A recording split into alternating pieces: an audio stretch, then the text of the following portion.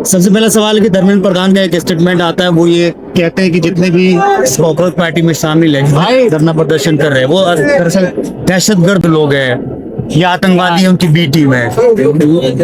मतलब मैं क्या ही बोलूं, it is a very perfect statement, but मुझे ऐसा लगता है दहशतगर्द कौन होता है? वो होता है जिसकी दहशत से लोग मर जाए।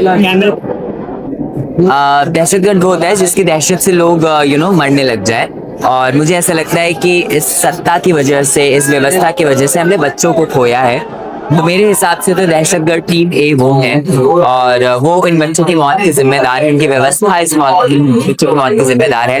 हम लोग तो यहाँ अगर प्रोटेस्ट कर रहे हैं तो संविधान की बदौलत कर रहे हैं, हमारे हाथों में संविधान है, मगर टीम ए के हाथों में बंदूक नहीं है। अच्छा ये बताइए, आपको जो है यहाँ पे जब आप इस प्रोटेस्ट के अंदर शामिल होते हैं, इसकी वजह से आपको ट्रोल किया जाता है, तो आपको इससे कुछ फर्क पड़ा है? नहीं, बिल्कुल भी नहीं पड़ा है, तभी मैं यहाँ पे क्यों फर्क पड़ेगा? मतलब मुझे भी पता है कि वो हमारे कोई चाचा ताऊ थोड़ी ना लग रहे हैं जो मुझे ट्रोल कर रहे हैं। वो भी इस प्रोटेस्ट को डिफेम करने के लिए और नफरत के नाम पर लोगों को बांटने के लिए कर रहे हैं। बट वो करते हैं तो उनके ये करने की वजह से एक्चुअली इस प्रोटेस्ट को बहुत मजबूती मिली है, मुझे ऐसा लगता है। And it turned out in a very other way, और इसकी वजह से बहुत सारे लोग सपोर्ट कर रहे हैं और they are coming to the protest. अच्छा, आपको जब लोग ट्रोल करते हैं, आपको आपके नाम से नहीं, आपकी बॉडी देख करके, आपके बॉडी लैंग्वेज को देख करके जो है लोग जज करते हैं, कुछ लोग आपको ट्रांस कहते हैं, कुछ लोग गे कहते हैं, तो क्या कभी आपको इस बात से दुख होता है या आप अपने आप को प्राउड फील करते हैं? नहीं, ट्रांस होना, गे होना कोई दुख वाला मुझे ऐसा नहीं लगा है। मतलब दीज आर द आइडेंटिटीज, आप बोलिए, मतलब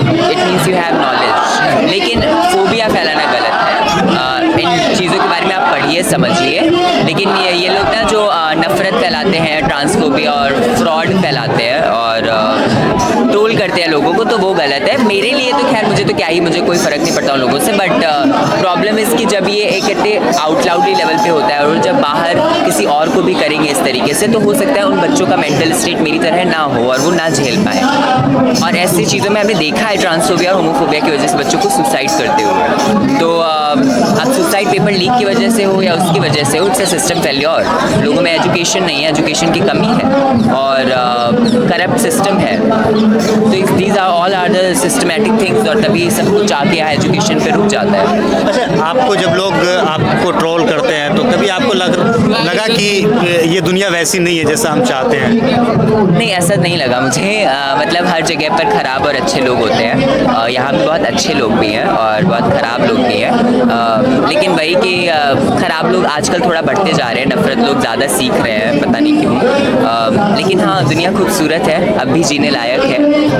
इट इज़ जस्ट लाइक कि आपको कभी कभी उसे खूबसूरत बनाना भी पड़ता है, उसे अपने तरीके से संवारना भी पड़ता है। अच्छा, आपको अपने बारे में कब फील हुआ कि आप क्या हैं? मुझे मेरी सेक्सुअलिटी के बारे में और मेरी फ्लूइडिटी के बारे में when I was a kid. आपको कब फील हुआ कि you are straight? That's the same answer. Age में तो पता चल जाता है ना? हाँ, मतलब नहीं, ऐसा कुछ नहीं है, इट्स द सेम फीलिंग। अब जैसे मैंने आपको पूछा, आपको कब पता चला कि यू आर स्ट्रेट?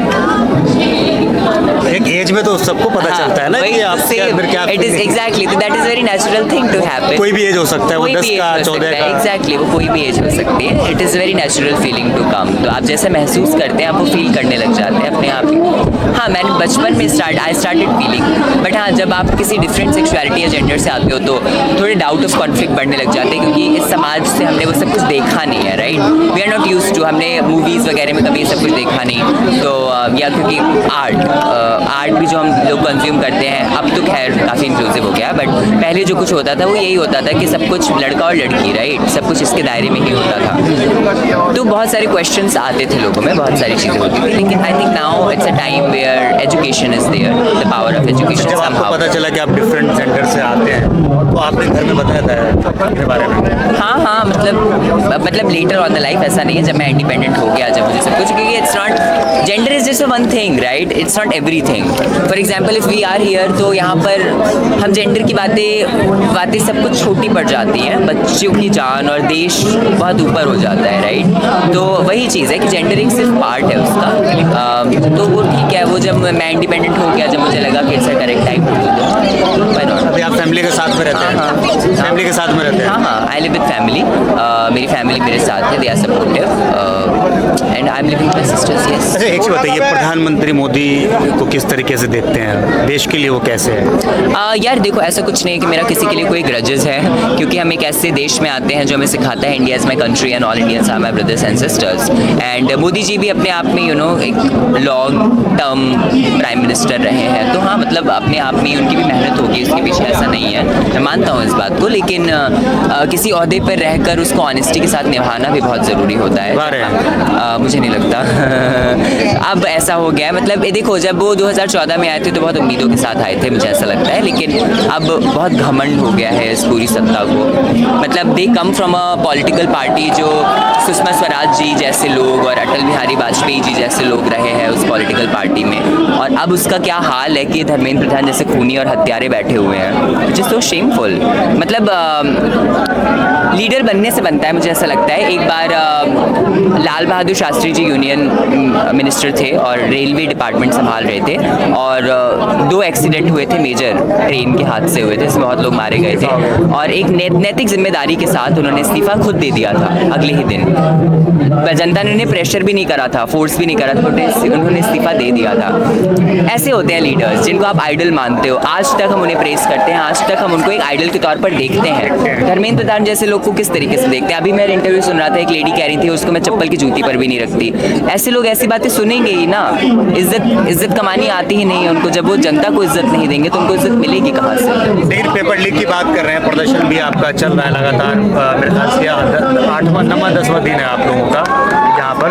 लेकिन इसी बीच जो है खबर आती है महाराष्ट्र में, तो वहाँ पे टीएटी का जो है वो पेपर लीक हो जाता है, एग्जाम को रद्द कर दिया जाता है. एग्जैक्टली.